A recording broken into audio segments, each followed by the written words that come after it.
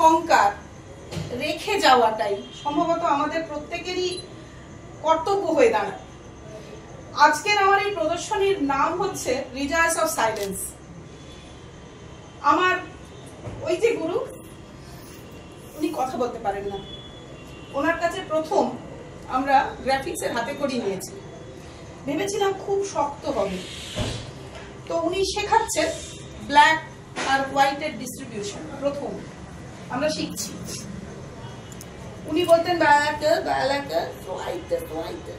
কিভাবে বসাতে হবে। প্রথম অসুবিধা হচ্ছে।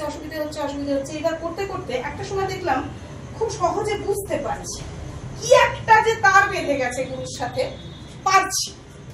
এরকমই একদিন, আমরা তো এখন তখন চ্যাংড়া বয়সী আর কি ঠাট্টা করছি, খুব করছি। তো উনি একটা কিছু দেখিয়েছেন, রোলারে রোল করে দেখিয়ে উনি কাগজ আনতে যাচ্ছেন।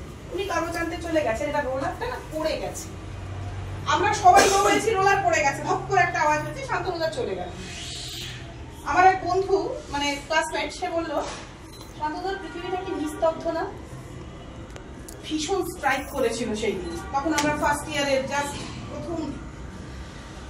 তখন থেকে আমার এই মনে হয় নিস্তব্ধ এই পৃথিবীটার যে একটা বিভৎস চিৎকার আছে, যেটা ওনার থেকে আমরা পেয়েছিলাম। কজন পেয়েছি, কজন নিয়ে এগোতে পারছি জানি না, তবে খুব চেষ্টা ছিল আমার।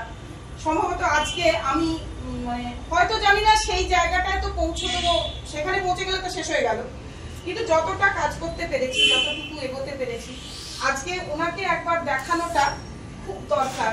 সেই জন্যই আমার প্রদর্শনীর নাম রেখেছি রিজয়েস অফ সাইলেন্স। সত্যি কথা, আজ আমি ভীষণ আপ্লুত।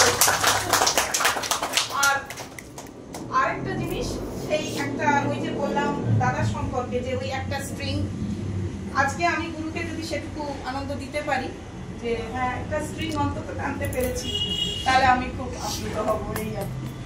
যাই হোক, ধন্যবাদ সবাইকে উপস্থিত হওয়া।